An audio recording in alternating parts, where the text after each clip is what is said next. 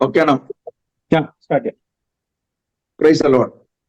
കർത്താവായ യേശുക്രിസ്തുവിന്റെ നാമത്തിൽ JCNDSയുടെ ഇന്ന് രാത്രിയിലെ ആത്മീയ കൂട്ടായ്മയിലേക്ക് ബഹുമാന്യ പ്രേക്ഷകരെ എല്ലാവരെയും ഞങ്ങൾ സ്വാഗതം ചെയ്യുന്നു.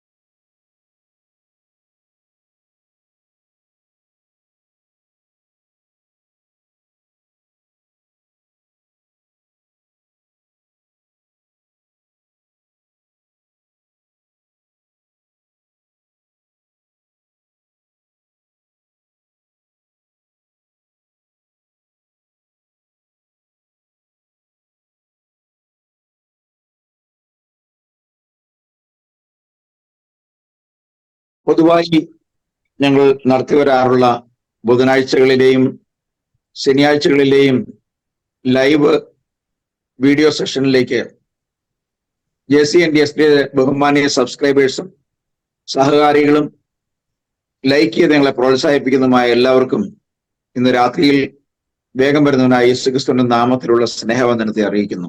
ഒപ്പം ഇന്നത്തെ ചിന്തയ്ക്കായി ഞങ്ങൾ പൊതുവിൽ പെന്തക്കോസ്റ്റൽ സഭകളിൽ വിശ്വസിക്കപ്പെടുന്നതും എന്നാൽ തിരുവെഴുത്തുകൾക്ക് വിപരീതവുമായിട്ടുള്ള ഏകദൈവ വിശ്വാസത്തെ സംബന്ധിച്ചുള്ള ചില തർക്ക വിഷയങ്ങൾ ചില പെന്തക്കോസ്റ്റൽ പാസ്റ്റർമാരുടെ പ്രസംഗങ്ങളുടെയും വീഡിയോ വിശകലനങ്ങളുടെയും അടിസ്ഥാനത്തിൽ ചർച്ച ചെയ്യുവാൻ വേണ്ടിയാണ് ഇന്ന് രാത്രിയിൽ ഞങ്ങൾ ഈ പാനലിൽ രാജ്യത്തുനിന്ന് പുറത്തു നിന്നും ഒരുമിച്ച് കൂടിയിട്ടുള്ളത്.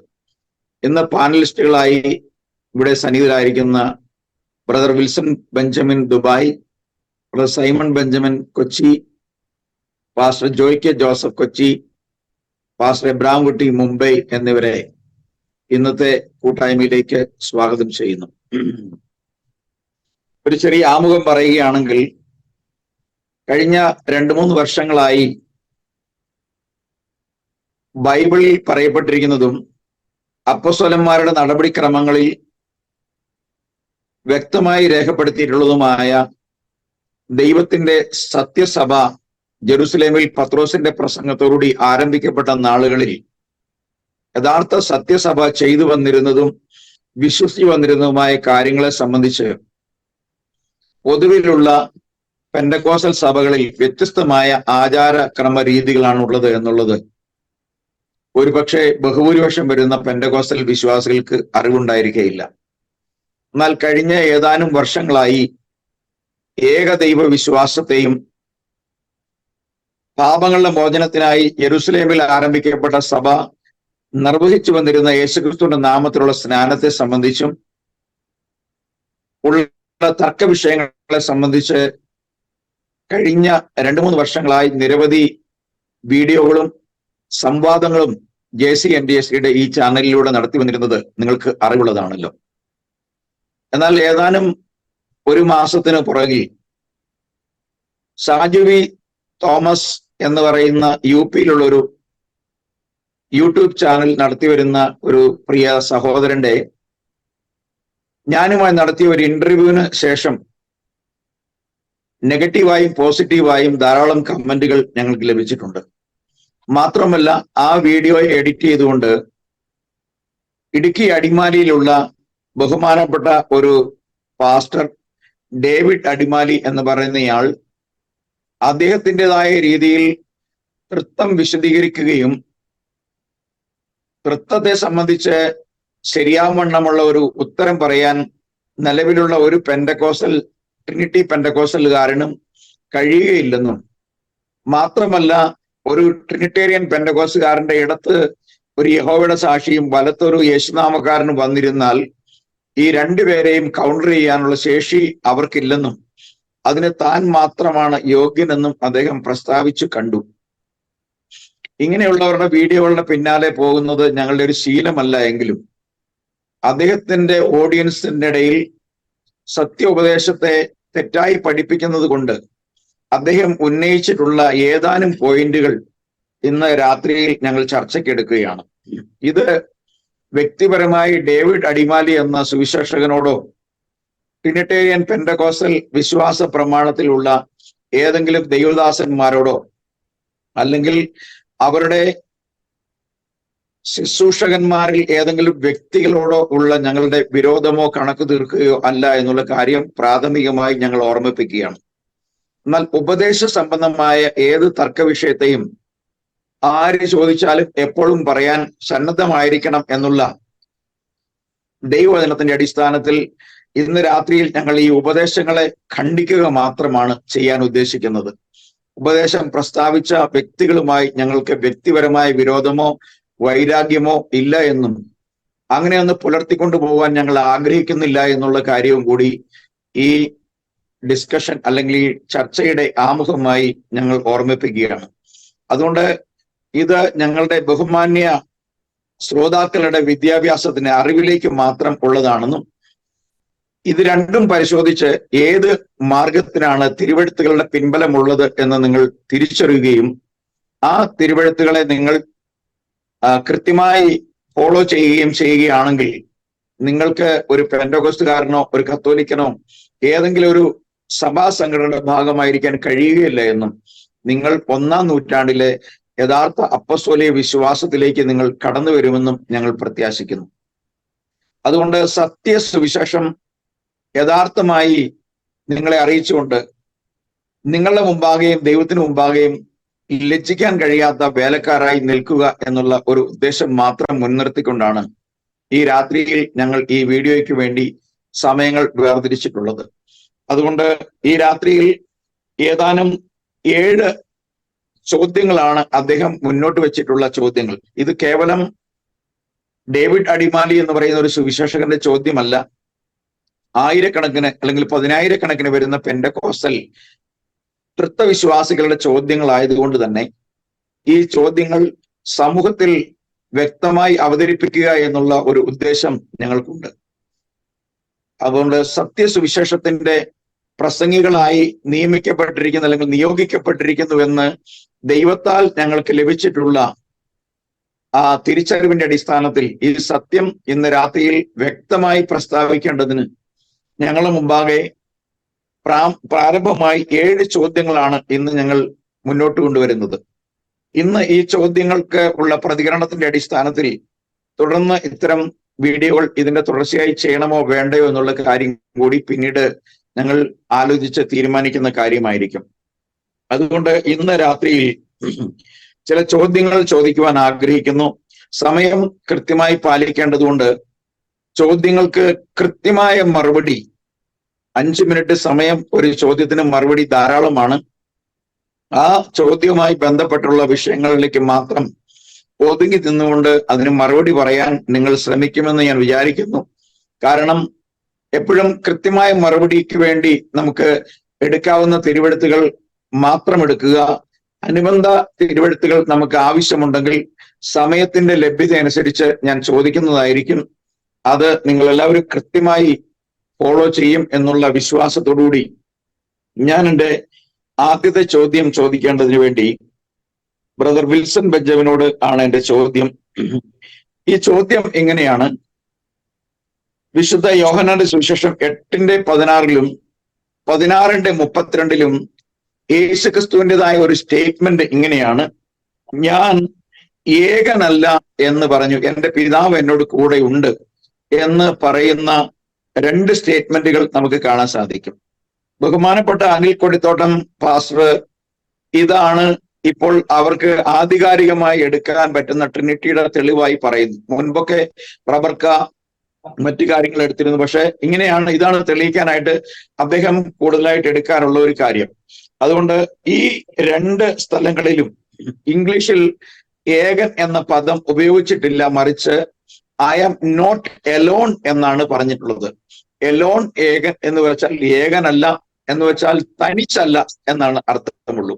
അവിടെ ഏകനെന്നോ ദ്വയമെന്നോ ട്രയമെന്നോ പറയാൻ കഴിയുന്ന ഒരു കാര്യമില്ല. എന്നാൽ മലയാളം ട്രാൻസ്ലേഷനിൽ വന്നിരിക്കുന്ന ഒരു ട്രാൻസ്ലേഷൻ മിസ്റ്റേക്ക് ആണ്. തനിച്ച് എന്ന് വരേണ്ട സ്ഥലത്ത് ഏകൻ എന്നാണ് വന്നിരിക്കുന്നത്. അതുകൊണ്ട് അത് ഏകനായിക്കോട്ടെ, തനിച്ചായിക്കോട്ടെ, തനിച്ചല്ലായിക്കോട്ടെ, അവിടെ കർത്താവ് പറയുന്ന ഈ പിതാവിന്റെ സാന്നിധ്യം തന്നോട് കൂടെ ഉണ്ട് എന്ന് പറയുന്നത് ഒരു വ്യക്തിയാണോ എന്നുള്ള കാര്യത്തെ സംബന്ധിച്ച് ഒരു മറുപടിക്കായി ഞാൻ ബഹുമാനപ്പെട്ട വിൽസൺ ബെഞ്ചമിൻ അവരുടെ ഈ ചോദ്യം ഏൽപ്പിക്കുകയാണ്.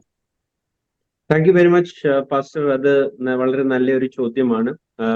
മിക്കവാറും ഉള്ള ട്രിനിറ്റേറിയൻസ് ചോദിക്കുന്ന ചോദ്യമാണ്. മനുഷ്യനായി നോക്കുമ്പം ശരിയാണ്, കർത്താവ് പറയുന്നു ഞാൻ ഏകനല്ല എന്ന് പറയുമ്പോൾ ആരായാലും ചിന്തിച്ചു പോകും അദ്ദേഹത്തിന്റെ കൂടെ ഒരു വ്യക്തിയും കൂടെ ഉണ്ടെന്ന് പറയും.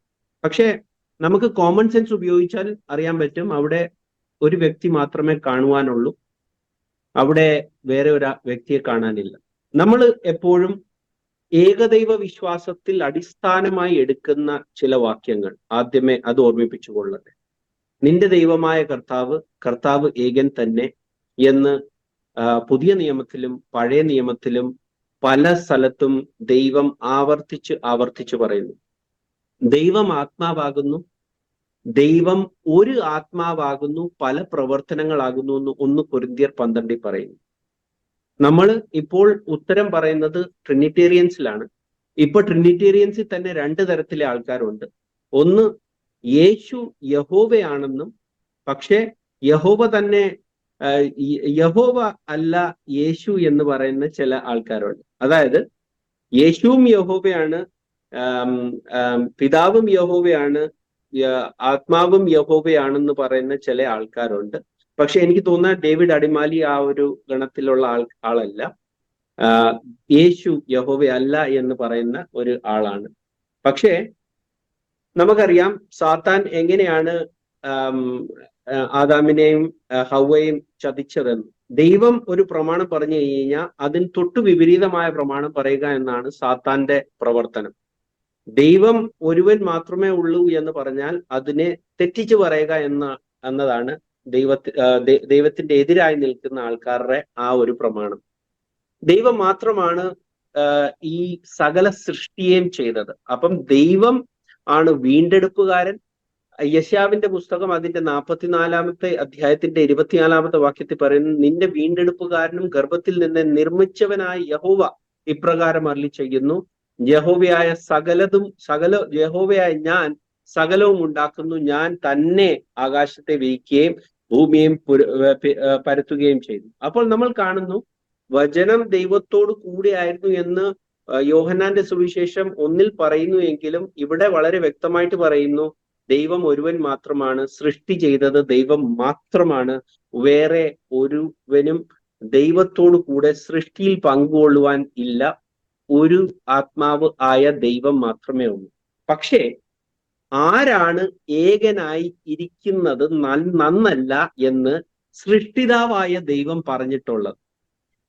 ഉൽപ്പത്തി പുസ്തകം അതിന്റെ 2-ന്റെ 18-ാമത്തെ അധ്യായത്തിൽ പറയുന്നു, അനന്തരം യഹോവയായ ദൈവം മനുഷ്യൻ ഏകനായി ഇരിക്കുന്നത് നന്നല്ല, ഞാൻ അവന് തക്കതായി ഒരു തുണ ഉണ്ടാക്കി കൊടുക്കും എന്ന് അരുളി ചെയ്തു. അവിടെ നമ്മൾ കാണുന്നു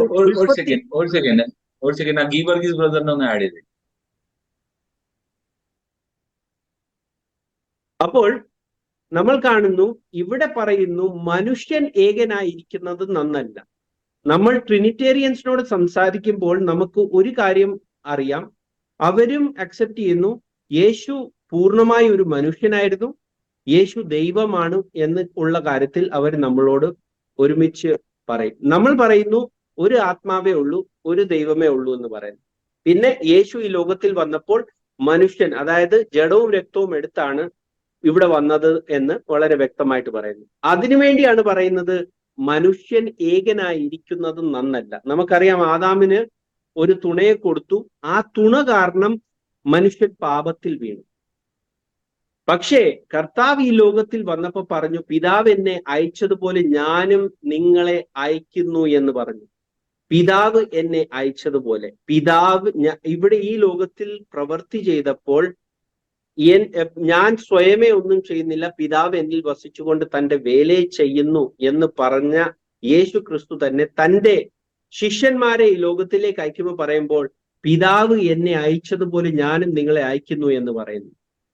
യോഹന്നാന്റെ സുവിശേഷം 14:18 പറയുന്നു, ഞാൻ നിങ്ങളെ അനാഥരായി വിടുകയില്ല. അതായത് ഞാൻ പിതാവായിരിക്കും, ഞാൻ നിങ്ങളുടെ അടുക്കൽ വരും, ഞാൻ എൻ്റെ പിതാവിലും നിങ്ങൾ എന്നിലും ഞാൻ നിങ്ങളിലും എന്ന് നിങ്ങൾ അന്ന് അറിയും. അതായത് ഈ ഒരു പുതിയ അപ്പോസ്തോലൻ അല്ലെങ്കിൽ പുതിയ ഒരു ഈ ഒരു വ്യക്തി, കർത്താവിന്റെ സുവിശേഷവുമായി കടന്നു പോകുന്ന വ്യക്തി, അവൻ വേറെ രണ്ട് വ്യക്തികളുടെ കൂടെയല്ല നടക്കുന്നത്. പിതാവ് യേശുവിലും യേശു പിതാവിലുമാണ്, ക്രിസ്തുവിന്റെ ആത്മാവ് അവനിലാണ്, പരിശുദ്ധാത്മാവിന്റെ ശക്തിയാൽ അവൻ നടക്കുന്നതെങ്കിലും അവൻ വേറൊരു വ്യക്തിയല്ല, അവനിൽ വർക്ക് ചെയ്യുന്ന ഒരു ആത്മാവാണ്. ദൈവത്തിന്റെ ഒരേ ആത്മാവ് 100 കണക്കിന് ആൾക്കാരിലാണ് വർക്ക് ചെയ്യുന്നത്. അതുകൊണ്ട് തന്നെ യോഹന്നാന്റെ സുവിശേഷം 14:24 പറയുന്നു, എങ്കിലും പിതാവ് എന്റെ നാമത്തിൽ അയപ്പാനുള്ള പരിശുദ്ധാത്മാവ് എന്ന കാര്യസ്ഥൻ നിങ്ങൾക്ക് സകലവും ഉപദേശിച്ചു തരികയും ഞാൻ നിങ്ങളോട് പറഞ്ഞതൊക്കെയും നിങ്ങളെ ഓർമ്മപ്പെടുത്തുകയും ചെയ്യും. അപ്പോൾ മനുഷ്യനായിരുന്നാൽ ഒരു ഹെൽപ്പർ വേണം, അല്ലെങ്കിൽ തക്കതായ തുണ വേണം. ഒരു കാര്യസ്ഥൻ ചെയ്യുന്നത് ഹെൽപ്പ് നൽകുക എന്നാണ്. മനുഷ്യന് സ്വയമേ ഒന്നും ചെയ്യുവാൻ സാധ്യമല്ല. ആത്മാവായ ദൈവം അവനിൽ വസിച്ച് തന്റെ വേലയെ ചെയ്തു. അവന്റെ ശരീരം എന്തായിരുന്നു? വചനം വചനം ജഡമായി തീർന്നു. അങ്ങനെയാണ് യേശു എന്ന പുത്രന്റെ ജഡത്തെ പറ്റി പറയുന്നത്. അതുകൊണ്ട് തന്നെ മനുഷ്യൻ ഏകനായി ഇരിക്കുന്നത് നന്നല്ല. കർത്താവായ ദൈവം ഈ ലോകത്തിൽ ഒരു ജഡമെടുത്ത് വന്നപ്പോൾ, മനുഷ്യന്റെ അവസ്ഥയിലായിരുന്നപ്പോൾ അവൻ ഏകനല്ല. മനുഷ്യൻ എന്ന രീതിയിൽ 1 തിമോത്തിയോസ് 3:16 പറയുന്നത് പോലെ ദൈവം ഒരുവൻ, ദൈവവും മനുഷ്യന്റെയും മധ്യത്തിൽ ഏക മധ്യസ്ഥൻ മനുഷ്യനായ ക്രിസ്തു യേശു. ആ മനുഷ്യൻ ആയ ക്രിസ്തു യേശു ഏകനല്ല എന്ന് സാക്ഷ്യം പറയുന്നത് അവനിൽ ദൈവത്തിന്റെ ആത്മാവ്, സകലത്തിലും നിറഞ്ഞു നിൽക്കുന്ന ദൈവം ആ സമയത്ത് ആ ശരീരത്തിൽ നിന്നുകൊണ്ട് രക്ഷയുടെ വേല തികയ്ക്കുന്നത് കൊണ്ടാണ് ആ മനുഷ്യനായ യേശു സാക്ഷ്യം പറയുന്നത്, ഞാൻ ഏകനല്ല. മനുഷ്യൻ തന്നെ ആയിരിക്കുന്നത്, അവൻ ഏകനായിരിക്കുന്നത് നന്നല്ല എന്ന ആ ഒരു വചനം അടിസ്ഥാനമായി ഇവിടെ നിൽക്കുന്നു. അതുകൊണ്ട് തന്നെ ഒരു മനുഷ്യന്റെ തല ക്രിസ്തു ആയിരിക്കണം എന്ന് പറയുന്നു. അതായത് അവനിൽ ദൈവത്തിന്റെ ആത്മാവായിരിക്കണം.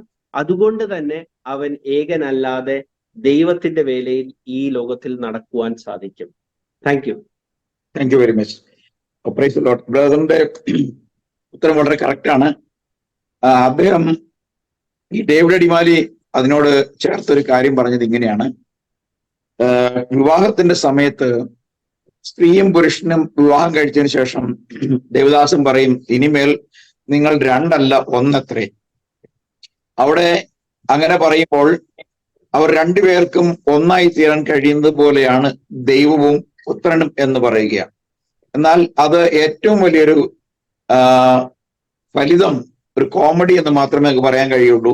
ഒരു ഭാര്യയും ഭർത്താവും അവര് ഐക്യത്തിൽ ഒന്നാവാം, പക്ഷേ അവർ എപ്പോഴും 2 വ്യക്തികളാണ്. അവരുടെ ആവശ്യങ്ങൾ എപ്പോഴും 2 പേർക്കും ഭക്ഷണം വയറ് നിറയണമെങ്കിൽ 2 പേരും കഴിക്കണം, 2 പേർക്കും പുറത്തു പോകണം, 2 പേരും പുറത്തു പോകണം, 2 പേർക്കും ഉറക്കം വന്നാൽ 2 പേരും ഉറങ്ങണം. പക്ഷേ ദൈവവും യേശുവും ആണ് എന്ന് ഐക്യത്തിൽ ഒന്നാണെന്ന് തെളിയിക്കുകയാണെങ്കിൽ സ്ത്രീയെയും പുരുഷനെയും കാണുന്നത് പോലെ യേശുവിനെയും പിതാവിനെയും ഒരു സമയത്ത് കാണണം. എന്നാൽ യേശു പറഞ്ഞു, എന്നെ കണ്ടവൻ പിതാവിനെ കണ്ടിരിക്കുന്നു. അദ്ദേഹം ഈ കാര്യങ്ങളൊക്കെ അവതരിപ്പിക്കുന്നത് അദ്ദേഹം മറ്റാർക്കും അറിയത്തില്ലാത്ത വിധത്തിൽ ട്രിനിറ്റി പഠിപ്പിച്ചു കൊടുക്കാൻ കഴിയുന്ന ആളാണ് എന്ന് പറഞ്ഞുകൊണ്ടാണ് ഇങ്ങനെയുള്ള കാര്യങ്ങൾ അവതരിപ്പിക്കുന്നത്. ഭാര്യയും ഭർത്താവും ഒന്നായതുപോലെയാണ് യേശുവും പിതാവും ഒന്നാണെങ്കിൽ 2 പേരെയും ഒരേ സമയത്ത് കാണാൻ കഴിയണം. 2 പേർക്കും ഒരു സ്ഥലത്ത് പോകണമെങ്കിൽ 2 പേരും പോകണം. 2 പേർക്കും വിശന്നാൽ 2 പേരും ഭക്ഷിക്കണം. 2 പേർക്ക് ഉറക്കം വന്നാൽ 2 പേരും ഉറങ്ങണം. ഇങ്ങനെ ഒരു ദൈവത്തെ കാണാൻ കഴിയില്ല. എന്നാൽ തന്നോട് കൂടെയുള്ള അല്ലെങ്കിൽ തന്നിലുള്ള ആത്മാവ് ദൈവമാണെന്നും ആ ആത്മാവാലാണ് താൻ എല്ലാം ചെയ്യുന്നത് എന്നാണ് യേശു താൻ ഏകനല്ല എന്ന് പറഞ്ഞ പ്രസ്താവനയിൽ നിന്നും നമുക്ക് മനസ്സിലാക്കാൻ കഴിയുന്നത്. നല്ല വ്യക്തമായ ഉത്തരം നൽകിയതോർത്ത് ഞാൻ ദൈവത്തെ സ്തുതിക്കുന്നു. അടുത്ത ചോദ്യം പാസ്റ്റർ എബ്രഹാം കുട്ടിയോടാണ്. ഇവിടെ പഴയ നിയമത്തിൽ പറയുന്ന യഹോവ പുതിയ നിയമത്തിൽ യേശുവാണെന്ന് പറയാൻ കഴിയുക ഏതാനും തെളിവുകളുടെ അടിസ്ഥാനത്തിൽ സമയത്തിന്റെ പരിമിതി ഉൾക്കൊണ്ടുകൊണ്ട് കൃത്യമായി തിരുവെഴുത്തുകളുടെ അടിസ്ഥാനത്തിൽ അറിയിക്കുവാൻ വേണ്ടി സമയങ്ങൾ കർത്തദാസനെ വേർതിരിച്ചു നൽകുന്നു.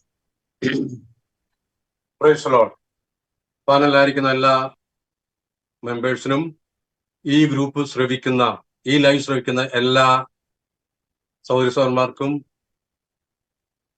ദൈവമക്കൾക്കും യേശുക്രിസ്തുവിന്റെ വലിയ നാമത്തിൽ എന്റെ സ്നേഹവന്ദനം. എന്റെ ചോദ്യവുമായിട്ടുള്ള ബന്ധത്തിൽ പഴയ നിയമത്തിലെ ദൈവം തന്നെയാണോ പുതിയ നിയമത്തിലെ യേശുക്രിസ്തു എന്നുള്ളതായിരുന്നു. വചനത്തിൽ കൂടെ തെളിവുകൾ പറയാൻ അദ്ദേഹം ആവശ്യപ്പെട്ടതുപോലെ ഞാൻ പറയാൻ തുടങ്ങുന്നു. ആദ്യമായി ഞാൻ എടുക്കുന്ന വാക്യം Genesis chapter 1 verse 1. In the beginning God created the heavens and earth. ആദിയിൽ ദൈവം ആകാശവും ഭൂമിയും സൃഷ്ടിച്ചു. അപ്പോൾ ദൈവമാണ് ഭൂമിയും ആകാശവും സൃഷ്ടിച്ചത്. GOD God. അത് പ്രത്യേകം കാണികൾ അണ്ടർലൈൻ ചെയ്യുക, ശ്രമിക്കുക. യെശയ്യാ 43:11 പറഞ്ഞു, I am the Lord and beside me there is no saviour. ഞാൻ തന്നെ യഹോവ, എന്റെ വശത്ത് ഒരു രക്ഷകൻ ഇല്ല. ഹോശേയ പ്രവചനം 13:4 പറയുന്നു, I am the Lord the God from the land of Egypt and thou shalt no God but me, there is no saviour beside me. എന്റെ സൈഡിൽ ഒരു രക്ഷകനില്ല. യെശയ്യാ 44:8 പറയുന്നു, യഹോവയായ ദൈവം പറയുന്നു, fear ye not, neither be afraid. Last അതിന്റെ വാക്യം വായിക്കാൻ പോകുന്നു, is there a God beside me? എന്റെ സൈഡിൽ ഒരു ദൈവമുണ്ടോ? there is no God, I know not any. എന്റെ സൈഡിൽ ഒരു ദൈവമില്ല, ഞാൻ ഒരു ദൈവത്തെ അറിയുന്നില്ല എന്ന് യഹോവയായ ദൈവം പറയാണ്. ഞാൻ ഒരു ദൈവത്തെ അറിയുന്നില്ല. അപ്പോൾ ദൈവത്തിന് അറിയാൻ വയ്യാത്തൊരു ഒറ്റ കാര്യമേ ഉള്ളൂ, വേറൊരു ദൈവത്തെ യഹോവയായ ദൈവം അറിയുന്നില്ല. Praise Lord. ഇനിയും ഈ യഹോവ ആരാണ്? ഈ യഹോവ വന്ന് രക്ഷിക്കും എന്ന് പ്രൊഫസിയുണ്ട്, പ്രവചനം. ഐശാ chapter 35 verse 4. Say to them that are of fearful heart, be strong, fear not. Behold, your God will come with vengeance, even God with a recompense. He will come and save you. അവൻ വന്ന് നിങ്ങളെ രക്ഷിക്കും. ആര്? ഈ ഒരു യഹോവയായ ദൈവം വന്ന് രക്ഷിക്കും. അങ്ങനെയെങ്കിൽ പഴയ നിയമത്തിൽ യഹോവയായ ദൈവം ആരാണ്? യഹോവ. ആ യഹോവ ആരാണ്? ഒരുവൻ മാത്രം. Deuteronomy chapter 6 verse 4 is saying, Hear, O Israel, the Lord our God is one Lord. ഇസ്രായേലെ കേൾക്ക, യഹോവ നമ്മുടെ ദൈവമാകുന്നു, യഹോവ ഏകൻ തന്നെ. ഈ യഹോവ ആരാകുന്നു? പിതാവും കൂടി ആകുന്നു. ദൈവം പിതാവും കൂടി ആകുന്നു. Listen, Isaiah chapter 63 verse 16. Doubtless thou art our father, though Abraham be ignorant of us and Israel acknowledge us not. Thou, O Lord, art our father, our redeemer. Thy name is from everlasting. ഞങ്ങളുടെ വീണ്ടെടുപ്പുകാരനും ഞങ്ങളുടെ ദൈവവും നീയാണ്, നീ പിതാവാകുന്നു. Malachi 2:10 saying, Have we not all one father? Hath not one God created us? Why do we deal treacherously? അപ്പോൾ ഞങ്ങൾക്ക് ഒരു പിതാവേ ഉള്ളൂ, ഒരു ദൈവമേ ഞങ്ങൾക്ക് ക്രിയേറ്റ് ചെയ്തുള്ളൂ. ഇതാരാണ്? ഉൽപ്പത്തി മുതൽ മലാക്കി വരെ പറഞ്ഞ യഹോവയായ ദൈവമാകുന്നു. ആ ദൈവം ഏകൻ തന്നെ. ഈ ദൈവം ഇനി എനിക്ക് തെളിയിക്കേണ്ട ആരാണ്? യേശുക്രിസ്തു ആണെന്നാണ്. ഓക്കെ, അതിനുവേണ്ടി I am reading 1 Timothy chapter 3 verse 16. Without controversy, great is the mystery of godliness. God was manifest in the flesh. ഏത് ഗോഡാണ്? ഉൽപ്പത്തി 1:1 പറഞ്ഞ അതേ God. In the beginning God. Same God is repeating here. Without controversy, great is the mystery of godness. God was manifest in the flesh. ദൈവം ജഡത്തിൽ വെളിപ്പെട്ടു. ആരെ കുറിച്ച് പറയുന്നു? യേശുക്രിസ്തുവിനെ കുറിച്ച് പറയുന്നു. ഇത് പറയുമ്പോൾ ഒരു കാര്യം പറയാണ്, കത്തോലിക്ക മുതൽ പെന്തക്കോസ്ത് വരെയുള്ളവർ വിശ്വസിക്കുന്ന ഒരു കാര്യമാണ്, പഴയ നിയമത്തിലെ യഹോവ പുതിയ നിയമത്തിലെ ക്രിസ്തു ആണെന്ന് വിശ്വസിക്കുന്നു, JW ഒഴിച്ച്. അതുകൊണ്ട് അവർ പറയുമെങ്കിലും പിന്നീട് തൃത്വം പറയും, എങ്കിലും അവരുടെ ബേസിക് ആയിട്ടുള്ള വിശ്വാസം ഇതാണ്, പഴയ നിയമത്തിലെ യഹോവ പുതിയ നിയമത്തിലെ ക്രിസ്തു ആണെന്നുള്ളതാണ്. ഇനിയും ഇതേപ്പറ്റി തന്നെ ജോൺ 1-ാം അധ്യായത്തിൽ ഫിലിപ്പ് നഥേലിനെ കൊണ്ട് പറഞ്ഞു, ന്യായപ്രാണ പുസ്തകത്തിൽ എഴുതിയിരിക്കുന്നത് ഞങ്ങൾ കണ്ടു, നസ്രായനായ യേശുക്രിസ്തു. അപ്പൊ ന്യായപ്രമാണത്തിൽ എന്താ എഴുതിയിരിക്കുന്നത്? യേശുക്രിസ്തുവിനെ പറയാണ്, മോശയുടെ ന്യായപ്രമാണത്തിലും സങ്കീർത്തനിലും പ്രവാചക പുസ്തകങ്ങളിലും എന്നെ കുറിച്ച് എഴുതിയിരിക്കുന്നു. അങ്ങനെയെങ്കിൽ ന്യായപ്രമാണത്തിൽ എഴുതിയിരിക്കുന്ന ആരാണ്?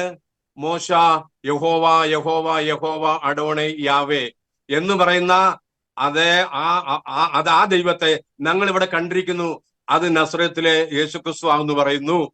അപ്പോൾ തീർച്ചയായിട്ടും ആരെ കുറിച്ചാണ് പറഞ്ഞത്? യേശുക്രിസ്തുവിനെ കുറിച്ച്. അപ്പൊ പഴയ നിയമത്തിലെ യഹോവ, പുതിയ നിയമത്തിലെ ക്രിസ്തു. ഇനി യേശു എന്ത് പറയുന്നു? I and my Father are one, ഞാനും പിതാവ് ഒന്നാകുന്നു. ഇത് വിശ്വസിച്ചില്ല എങ്കിൽ യേശുക്രിസ്തു പറയും നിങ്ങൾ പാപികളാണ്. If you believe not that I am he, you will die in your sins. അതുകൊണ്ട് ഫിലിപ്പോസ് കൊണ്ട് പറഞ്ഞു, എന്നെ കണ്ടവൻ പിതാവിനെ കണ്ടിരിക്കുന്നു, ഇന്ന് മുതൽ അവനെ അറിയുന്നു, അവനെ കണ്ടുപിടിക്കുന്നു. അതുകൊണ്ട് പഴയ നിയമത്തിലെ യഹോവ പുതിയ നിയമത്തിലെ ക്രിസ്തു ആണെന്ന് വെളിപ്പാടിൽ പറയുന്നു. എല്ലാവരും അവനെ വീണ് നമസ്കരിച്ചു. സകലവും ഉണ്ടാക്കിയവൻ യഹോവയാണ്. യേശുക്രിസ്തുവിനോട് പറയാണ്, നീ സകലവും ഉണ്ടാക്കി.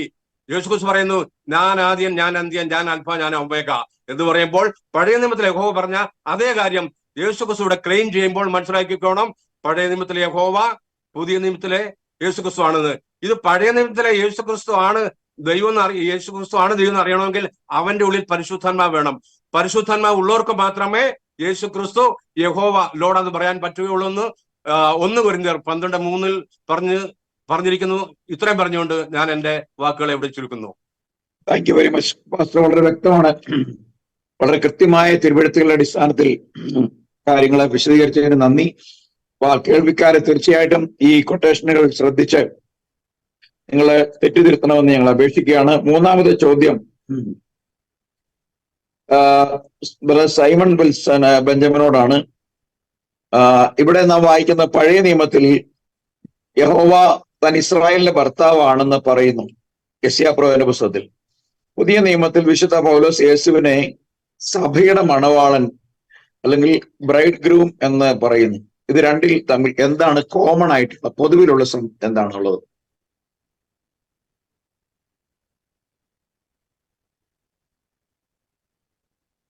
അൺമ്യൂട്ട്.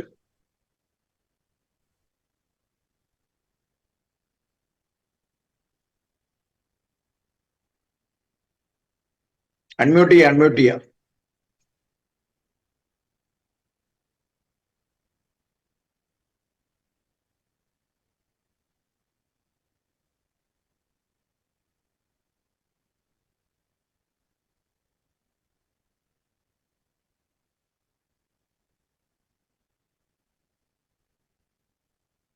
ഒരു മിനിറ്റ് കളയൂ ഇപ്പം. സോറി അൺമ്യൂട്ട്, എന്തോ ഒരു പ്രശ്നം, technical problem. Praise the Lord. Okay, ചോദ്യം ഒന്ന് റിപ്പീറ്റ് ചെയ്യാമോ? ഇതിനകത്ത് ചോദ്യം എങ്ങനെയാണ്? പഴയ നിയമത്തില് യഹോവ ഇസ്രായേലിന്റെ ഭർത്താവാണ് എന്ന് പറയുന്നു, നമുക്ക് യെശയ്യാവിൽ കാണാൻ കഴിയും. പുതിയ നിയമത്തിൽ പൗലോസ് യേശുക്രിസ്തുവിനെ അവതരിപ്പിക്കുന്നത് സഭയുടെ മണവാളൻ, സഭയുടെ ഭർത്താവ് എന്നുള്ള നിലയിലാണ് നമ്മൾ വെളിപ്പാട് പുസ്തകത്തിൽ നമ്മൾ കാണുന്നത്. What is common in these two statements? ഇത് രണ്ടിലും പൊതുവായിട്ടുള്ള എന്താണുള്ളത്? കോമൺ എന്ന് പറഞ്ഞു കഴിഞ്ഞാൽ ഒരിടത്ത് ഭർത്താവായിട്ട് പറയുന്നു, ഒരിടത്ത് മണവാളനായിട്ട് പറയുന്നു. അപ്പം ഭർത്താവും മണവാളനാകുമ്പോഴത്തേക്ക് ആക്ച്വലി നമ്മളെ ഇത് ഗൈഡ് ചെയ്യുന്നതെന്ന് പറഞ്ഞാൽ രണ്ട് ഭർത്താക്കന്മാരാക്കി തീർക്കുക എന്നുള്ള രീതിയിലാണ് പോകുന്നത്, ഇല്ലയോ? എന്ന് പറഞ്ഞു കഴിഞ്ഞാൽ ഒന്ന് പഴയ നിയമത്തിൽ നമുക്കൊരു ഭർത്താവുണ്ട്, പുതിയ നിയമത്തിൽ ഒരു മണവാളനുണ്ട്. അപ്പം ആ മണവാളനെ നമ്മൾ കല്യാണം കഴിച്ചു കഴിഞ്ഞാൽ നമുക്ക് രണ്ടാമത്തെ കല്യാണം പോലെ ആയി തീരുക തൃത്വപ്രകാരം. ഓക്കെ, അപ്പൊ ഇതിനകത്ത് കോമൺ എന്ന് പറഞ്ഞു കഴിഞ്ഞാൽ നമ്മൾ മനസ്സിലാക്കേണ്ട ഒരു ഫസ്റ്റ് എന്ന് പറഞ്ഞു കഴിഞ്ഞാൽ ജീസസ് പറയുന്ന ഐ ആം നോട്ട് അലോൺ എന്ന് പറയുമ്പോഴത്തേക്ക് പുള്ളി ഫസ്റ്റ് ചോദ്യത്തിനകത്ത് ജോൺ 8 പുള്ളി പോയിന്റ് ചെയ്യുക എന്ന് പറഞ്ഞാൽ ഐ ആം നോട്ട് അലോൺ എന്ന് ജീസസ് പറയുമ്പോഴത്തേക്ക് ആ ഒരു വേർഡ്സിനകത്ത് തന്നെ ഒരു ചോദ്യം അവർ ചോദിക്കുന്നുണ്ട്, വേർ ഈസ് യുവർ ഫാദർ? പിതാവ് എവിടെ എന്നുള്ള ചോദ്യം ബൈബിളിനകത്ത് രണ്ടിടത്ത് വരുന്നുണ്ട്. ഒന്ന് ഫിലിപ്പ് ചോദിക്കുന്നുണ്ട്, വേർ ഈസ് യുവർ ഫാദർ. അങ്ങനെ തന്നെ അവിടെ വിശ്വാസികൾ ചോദിക്കുന്നു, വേർ ഈസ് യുവർ ഫാദർ. അപ്പൊ ഈ ഫാദറിനെ മനസ്സിലാക്കാതെ പോകുമ്പോഴാണ് ഫാദറിനെ പഴയ നിയമത്തിൽ ഫാദർ യഹോവ നമ്മളുടെ പിതാവായിട്ടും പുതിയ നിയമത്തിനകത്ത് പുത്രൻ വേറൊരു വ്യക്തിയായിട്ടും ആവുമ്പോഴത്തേക്ക് രണ്ട് ഭർത്താക്കന്മാരായി തീരുക.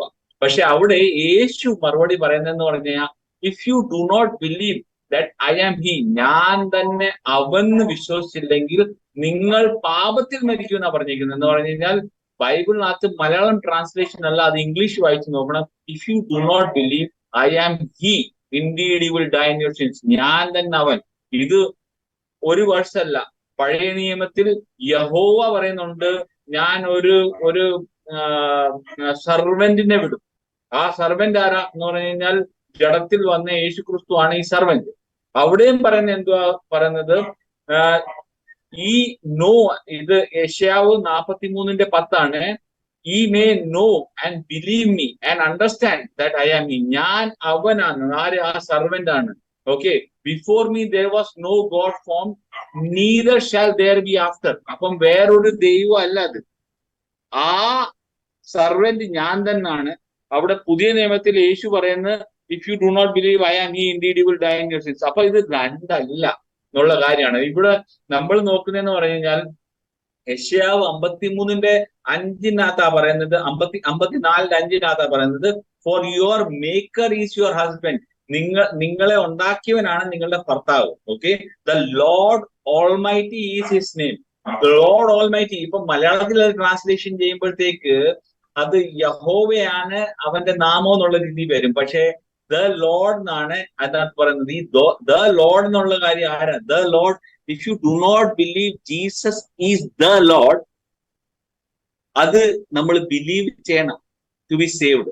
ഓക്കെ, അത് ഞാൻ അതിന് കവർ ചെയ്യുന്നതായിരിക്കും. The holy one of Israel, your redeemer, he is called the God of all the earth. അപ്പം നമ്മൾ മനസ്സിലാക്കേണ്ടതെന്ന് പറഞ്ഞാൽ നമ്മളുടെ ഭർത്താവ് ആരാ? നമ്മളുടെ ക്രിയേറ്ററാ. ഈ ക്രിയേറ്റർ ആരാ?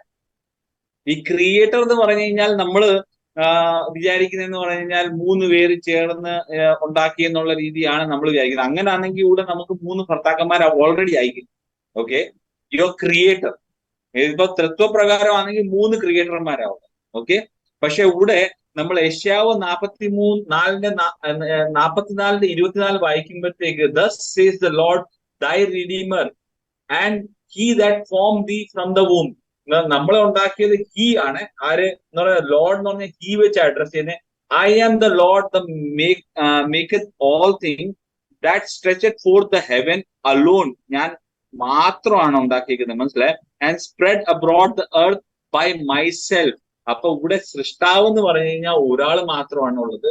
ആ സൃഷ്ടാവ് ആരാണെന്ന് നമുക്ക് പുതിയ നിയമത്തിനകത്ത് നമുക്ക് വരുമ്പോഴത്തേക്ക് യോഹന്നാന്റെ സുവിശേഷം 1:3 പറയുന്ന, all things were made by him and without him nothing that was made. അപ്പം ആരാ ഉണ്ടാക്കിയത്? നമ്മുടെ സൃഷ്ടാവ് ആരാണ്? നമ്മുടെ സൃഷ്ടാവ് യേശു ക്രിസ്തു ആണെന്നുള്ള കാര്യമാണ് ഇവിടെ പുതിയ നിയമത്തിൽ ബൈബിളിനകത്ത് പറയുന്നത്. അപ്പം പഴയ നിയമത്തിനകത്ത് പറഞ്ഞിരിക്കുന്ന ആ സൃഷ്ടാവ് ആരാ? ആ സൃഷ്ടാവ് യേശു ക്രിസ്തു തന്നെയാണ്. അതുകൊണ്ടാണ് പഴയ നിയമത്തിൽ നമ്മൾ ലൂക്കോസിന്റെ സുവിശേഷം 24 വായിക്കുന്ന എവ്രിതിങ് പ്രോഫിറ്റ്സും എല്ലാം പറഞ്ഞേക്കുന്ന ആരെ? എന്നെ പറ്റിയാ പറഞ്ഞേക്കുന്നതെന്ന് പറയുന്നത്. അപ്പം പഴയ നിയമത്തിൽ പറഞ്ഞേക്കുന്ന ഭർത്താവ് തന്നെയാണ് നമുക്ക് പുതിയ നിയമത്തിനകത്ത് നമ്മളുടെ ബ്രൈഡ് ഗ്രൂമായിട്ടാണ് വരുന്നത്. അപ്പം നമ്മൾ ഇപ്പൊ ചോദിക്കുന്ന ഒരു ചോദ്യം എന്ന് പറഞ്ഞാൽ, ഭർത്താവായിരുന്നു പിന്നെ എങ്ങനെ ബ്രൈഡ് ഗ്രൂം ആയെന്നുള്ള ഒരു ചോദ്യം നമുക്ക് വരും. എന്ന് പറഞ്ഞു കഴിഞ്ഞാൽ ആദ്യമേ പഴയ നിയമത്തിൽ നമ്മളുടെ ഭർത്താവായിരുന്നു, പിന്നെ നമുക്ക് എന്താണ് ഇപ്പൊ ബ്രൈഡ് ഗ്രൂം ആയത്?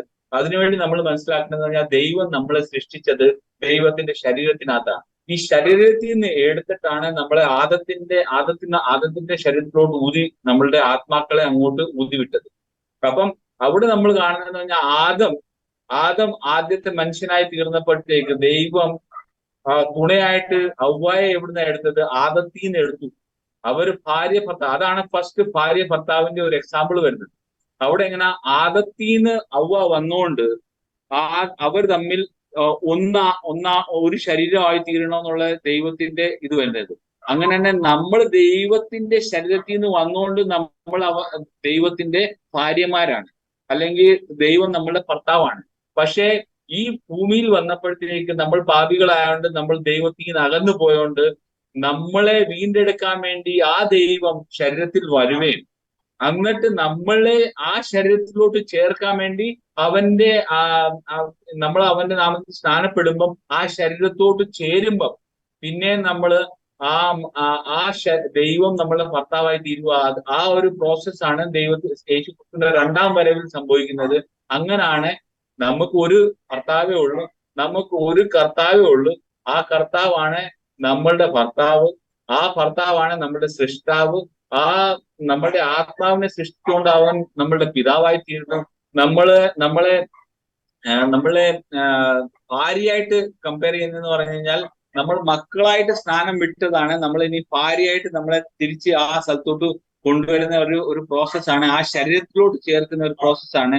അങ്ങനാണ് ഇത് കമ്പയർ ചെയ്യാൻ നോക്കുന്നത് ഈ ഹസ്ബൻഡിന്റെ മണവാളന്റെയും ഒരു point. Okay, thank you very much brother. വളരെ വ്യക്തമാണ് ഉത്തരം. വെളിപ്പാട് 19:7 ഇംഗ്ലീഷിൽ കുറച്ചും കൂടെ വ്യക്തമായിട്ട് എഴുതിയിട്ടുണ്ട്. Let us be glad and rejoice and give honor to him, for the marriage of the lamb is come and his wife made herself ready. അവിടെ കാന്ത എന്ന മലയാളത്തിലുണ്ടെങ്കിലും അവിടെ ഇംഗ്ലീഷിൽ വൈഫ് എന്നാണ് കൊടുത്തിട്ടുള്ളത്. ഓൾഡ് ടെസ്റ്റമെന്റിൽ ഫിസിക്കൽ ഇസ്രായേലിന്റെ ഭർത്താവാണെങ്കിൽ ന്യൂ ടെസ്റ്റമെന്റിൽ സ്പിരിച്വൽ ഇസ്രായേലിന്റെ ഹസ്ബൻഡാണ് ക്രിസ്തു. വളരെ വ്യക്തമാണ് ഉത്തരം. ദൈവത്തിന്റെ അതിനുവേണ്ടി ഞാൻ ഒരു വേർഡ്സും കൂടി ഇടാൻ ആഗ്രഹിക്കുന്നത് എഫിഷ്യൻസ് 4:4-6 പറയുന്നത് there is one body. Okay, ആ one body, one spirit. Okay, just as we are all called in one Lord, one faith, one baptism, one God and Father of all. ആ ഒരു ഗോഡ് നമുക്ക് ഒരു ശരീരമാണ്, ഒരു ആത്മാവാണ്. ആ ഗോഡ് നമ്മളുടെ പിതാവും കൂടാണ്. ആ പിതാവായ ദൈവം തന്നെയാണ് നമ്മൾ എല്ലാവരും വസിക്കുന്നത്. ആ പിതാവ് തന്നെയാണ് നമ്മളുടെ ഭർത്താവായി തീരുന്നത്. എങ്ങനെ ഭർത്താവായത് ശരീരത്തിലോട്ട് ചേർക്കുന്ന ആ process. Okay, thank you very much. അടുത്ത ചോദ്യം നമ്മുടെ പാസ്റ്റർ ജോയ് കെ ജോസഫിനോടാണ്. ചോദ്യം ഇതാണ്. വെളിപ്പാട് പുസ്തകം 5-ാം അധ്യായത്തിൽ വളരെ പെന്തക്കോസ്തുകാർ വളരെ ക്രിട്ടിക്കലായിട്ട് ഒരു ട്രിനിറ്റി എസ്റ്റാബ്ലിഷ് ചെയ്യാൻ വേണ്ടി ശ്രമിക്കുന്ന ഒരു വാക്യമാണ്. സിംഹാസനത്തിൽ ഒരുവൻ ഇരിക്കുന്നതും അടുത്ത് കുഞ്ഞാട് തല അറുത്ത് നിൽക്കുന്നതും കണ്ടു. അപ്പൊ സിംഹാസനത്തിൽ ഇരിക്കുന്നതിന്റെ കൈവശം പുസ്തകമുണ്ട്. അറുക്കപ്പെട്ട ഒരു കുഞ്ഞാട്, സാധാരണ അവിടെ പറയുന്നത് ഈ വാലും പിന്നെ കൊമ്പും തലയൊക്കെ ഉള്ള ഒരു ആട് അറുക്കപ്പെട്ട് നിൽക്കുന്നതാണ്. അപ്പൊ അറുക്കപ്പെട്ട് നിൽക്കുന്ന പുത്രനും സിംഹാസനത്തിൽ ഇരിക്കുന്ന യഹോവയാണ് എന്ന് സ്ഥാപിക്കുന്ന കാര്യങ്ങൾ നമുക്ക് കാണാൻ സാധിക്കും. കാരണം ഈ ട്രിനിറ്റേറിയൻസിന്റെ എല്ലാം ഒരു വീക്ക് പോയിന്റ് എന്ന് പറയുന്നത് ഇങ്ങനെ രണ്ട് കാര്യങ്ങൾ എവിടെയെങ്കിലും കാണാൻ കിട്ടിയിട്ടുണ്ടെങ്കിൽ അവരൊരു ഡോഗ്മ അതിൽ ക്രിയേറ്റ് ചെയ്യുന്ന ഒരു ശീലം അവർക്കുണ്ട്. അപ്പം അങ്ങനെ ഉണ്ടാക്കിയിരിക്കുന്ന ഒരു സ്ഥലമാണ്. അതൊന്ന് വിശദീകരിക്കാൻ വേണ്ടിയിട്ട് ഞാൻ പാസ്റ്റർ ജോയ് കെ ജോസഫിന് ഈ കാര്യങ്ങൾ അറിയിക്കുക. കാരണം അങ്ങനെയെങ്കിലും അവിടെ രണ്ടുപേരില്ലേ, ഇതാണ് ചോദ്യം. കർത്താവിന് സ്തോത്രം. ദൈവദാസന്മാരെ കർത്താവ് അനുഗ്രഹിക്കട്ടെ. കേൾവിക്കാരായിരിക്കുന്ന എല്ലാ മാന്യ സ്നേഹിതർക്കും കർത്താവ് യേശു ക്രിസ്തുവിന്റെ ധന്യമേറിയ നാമത്തിൽ എന്റെ വന്ദനത്തെ അറിയിക്കുകയാണ്. ഇവിടുത്തെ മഴയുടെ അല്പം ബുദ്ധിമുട്ടൊക്കെ ഉള്ളതുകൊണ്ട് അല്പം ജലദോഷം ഒക്കെ ഉണ്ട്. അതുകൊണ്ട് ഞാൻ അല്പം ചൂടുവെള്ളമൊക്കെ കുടിച്ചിങ്ങനെ നിൽക്കുകയാണ്. ഇന്ന് വരാൻ സാധിച്ചതിൽ കർത്താവിന് സ്തോത്രം. കർത്താവിന്റെ ദാസനിലൂടെ നമ്മൾ കേട്ട ചോദ്യം, നമുക്കറിയാം തൃത്വക്കാരുടെ കഴിഞ്ഞ നാളുകളായിട്ട് യേശു ക്രിസ്തുവിന്റെ നാമത്തിൽ അല്ലെങ്കിൽ ഏകദൈവ വിശ്വാസത്തിൽ നിൽക്കുന്നവർക്കെതിരായിട്ടുള്ള അവരുടെ ഭയങ്കര ഒരു വെല്ലുവിളിയാണ് ഇത് കേട്ടത്. പക്ഷെ ഇത് കേവലം നിസ്സാരമാണ്. ആർക്ക്? ബൈബിൾ വായിക്കുന്ന, ബൈബിളിൽ പഠിക്കേണ്ട വിധത്തിൽ പഠിക്കുന്ന, ബൈബിൾ ചിന്തിക്കേണ്ട വിധത്തിൽ ചിന്തിക്കുന്ന ഏതൊരു ദൈവപൈതലിനും വളരെ നിസ്സാരമാണ്. ഒന്നാമത് ഇവിടെ കാണുന്നത് കുഞ്ഞാട് എന്ന് പറയുന്നു, ദൈവം എന്ന് പറയുന്ന ഒരുവൻ സിംഹാസനത്തിൽ ഇരിക്കുന്നു. പിന്നെ കുഞ്ഞാട്, സിംഹാസനത്തിൽ ഇരിക്കുന്നവൻ പിതാവാണെന്ന് വെളിപ്പാട് പുസ്തകം 5-ാം അധ്യായത്തിൽ പറയുന്നില്ല. കുഞ്ഞാട് വന്ന് സിംഹാസനത്തിൽ ഇരിക്കുന്നവന്റെ കയ്യിൽ നിന്ന് പുസ്തകം വാങ്ങുന്നു. അപ്പൊ സിംഹാസനത്തിൽ ഇരിക്കുന്നവൻ ആരാണെന്ന് നമ്മൾ വെളിപ്പെടുത്തി കൊടുത്തു കഴിഞ്ഞാൽ, ബൈബിളിന്റെ വെളിച്ചത്തിൽ വെളിപ്പെടുത്തി കൊടുത്തു കഴിഞ്ഞാൽ, ബാക്കി ഉത്തരം ഇവര് മാന്യന്മാര് പറയട്ടെ.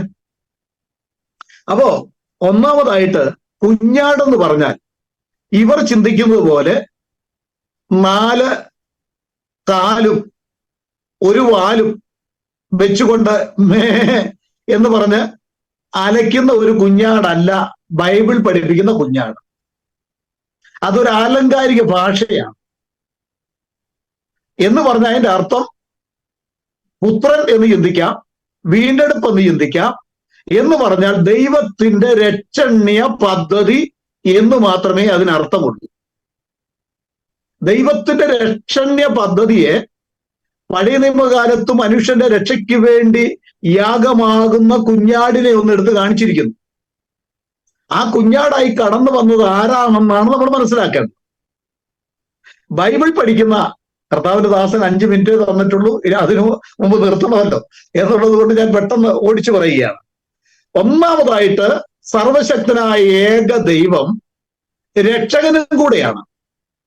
അത് ബൈബിൾ അത് നമ്മൾ വ്യക്തമാക്കി നമ്മൾ ചിന്തിക്കേണ്ട ഒരു വിഷയമുണ്ട്. ഞാൻ 1-2 വാക്യം പെട്ടെന്ന് ഓടിച്ചു പറഞ്ഞോളാം. യെശയ്യാവ് 45-15 വാക്യം, ഇസ്രായേലിന്റെ ദൈവവും രക്ഷിതാവുമായുള്ളവേ നീ മറിഞ്ഞിരിക്കും ദൈവമാകുന്നു സത്യം. അപ്പൊ ഇസ്രായേലിന്റെ ദൈവം ആരാണ്? അവൻ തന്നെയാണ് രക്ഷകൻ. അപ്പോൾ അത് മാത്രമല്ല, 43 യെശയ്യാവ് 43:11 പറയുന്നത്, യഹോവ പറയുകയാണ് ഞാനല്ലാതെ മറ്റൊരു രക്ഷകൻ ഇല്ല. അപ്പൊ യഹോവ തന്നെയാണ് രക്ഷകൻ എന്നുള്ള ആ ചിന്ത എന്റെയും നിങ്ങളുടെയും മനസ്സിൽ പതിയണം. അല്ലെങ്കിൽ നിങ്ങൾ ബൈബിൾ വിശ്വസിക്കുന്നവരാണെങ്കിൽ എന്നെ കേൾക്കുന്ന നിങ്ങൾ അത് അങ്ങനെ തന്നെ വിശ്വസിക്കണം. ദൈവത്തിന് സ്തോത്രം. യെശയ്യാവ് 56:1 നമ്മൾ വായിക്കുമ്പോൾ യഹോവ പറയുകയാണ് എന്റെ രക്ഷ വരുവാനിരിക്കുന്നതാണ്, എന്റെ രക്ഷ വരാനിരിക്കുന്നതാണെന്ന്. അതാണ് പ്രധാനമായിട്ടുള്ള രക്ഷ. അതുകൊണ്ടല്ലേ നമുക്കറിയാം മത്തായി 1:21 നമ്മൾ വായിക്കുമ്പോൾ അവൻ തന്റെ ജനത്തെ അവരുടെ പാപങ്ങളിൽ നിന്ന് രക്ഷിപ്പാനിരിക്കൊണ്ട് നിയമനേശു എന്ന് പേരിടണം. അവൻ വരുവാനിരിക്കുന്ന രക്ഷ. ഈ രക്ഷയിൽ സന്തോഷിക്കണമെന്ന് യെശയ്യാവ് 25:9 വാക്യം നമ്മൾ വായിക്കുമ്പോൾ ഇങ്ങനെയാണ്, ഇതാ നമ്മുടെ ദൈവം, അവൻ തന്നെ നമ്മളെ രക്ഷിക്കും, അവൻ തന്നെ യഹോവ, അവന്റെ രക്ഷയിൽ നാം സന്തോഷിക്കണം. അപ്പം രക്ഷകനും ദൈവവും 2 വ്യക്തികളല്ല, ഒരേ വ്യക്തിയാണെന്ന് വിശുദ്ധ ബൈബിൾ പഠിപ്പിക്കുമ്പോൾ ഇത് 2 വ്യക്തിയാക്കി തീർക്കുന്ന ഏതൊരു വ്യക്തിയും അവരെ ഭരിക്കുന്ന ആത്മാവ് പൈശാചികമാണ്, ഒരിക്കലും ദൈവികമല്ല. കാരണം തീത്തോസ് 2:12 നമ്മുടെ ദൈവവും രക്ഷകനുമായ യേശു ക്രിസ്തു എന്നവിടെ വ്യക്തമാക്കി നമ്മെ പഠിപ്പിക്കുന്നു. ആവർത്തന പുസ്തകത്തിലും നമുക്കത് കാണുവാൻ കഴിയുന്നു. അപ്പോൾ ഒന്നാമതായിട്ട് ഞാൻ പറയുന്ന ഓർക്കണം, യഹോവ തന്നെയാണ് രക്ഷകൻ. യഹോവ എന്ന് പറഞ്ഞാൽ ആത്മാവായ ദൈവമാണ്. ആ ആത്മാവായ ദൈവം രക്ഷകനായി കടന്നു വന്ന ആ രക്ഷണീയ പദ്ധതിയെ കുഞ്ഞാടെന്നും പുത്രനെന്നും ദാസനെന്നും പഴയ നിയമകാലത്തുള്ള വീണ്ടെടുപ്പിനെ ഉദ്ദേശിച്ച് വീണ്ടെടുപ്പുകാരൻ എന്നും യേശു ക്രിസ്തുവിനെ പറയുന്നു. പഴയ നിയമകാലത്ത് വീണ്ടെടുപ്പിന്റെ ഒരു വ്യവസ്ഥയുണ്ട്. ആ വ്യവസ്ഥ പ്രകാരമാണ് വന്നത്. പഴയ നിയമത്തിൽ രക്ഷിക്കുന്ന ഒരു രക്ഷണീയ പദ്ധതിയുണ്ട്. ആ പദ്ധതി പ്രകാരം ആര് വന്നു? യഹോവയായ ദൈവം വന്നു.